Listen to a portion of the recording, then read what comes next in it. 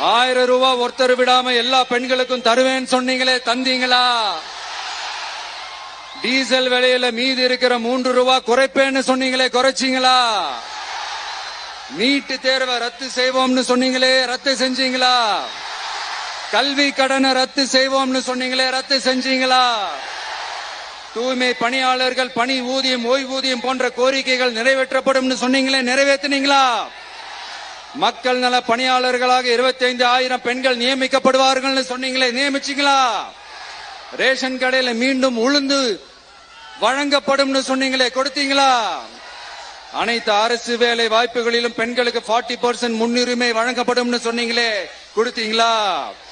35 வயதுக்கும் மேற்பட்ட திருமணமாகாத ஆதரவற்ற பெண்களுக்கு கல்வி தகுதிக்கு ஏற்ப அரசு வேலை வழங்கப்படும் சொன்னீங்களே, வழங்கினீங்களா?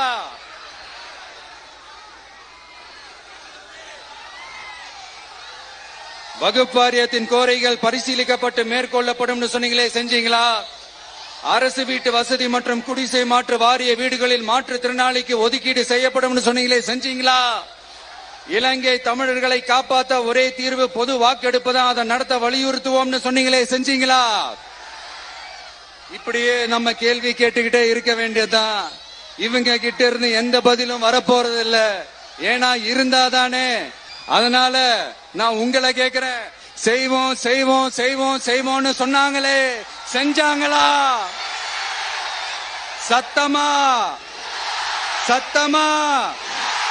மை டியர், வேணாம் வேணாம் வேணாம். அப்படி கூப்பிட்டா, ஆசையா பாசமா கூப்பிட்டா அவங்களுக்கு பிடிக்க மாட்டேங்குது. அதனால கேக்குதா மை டியர் சிஎம் சார்?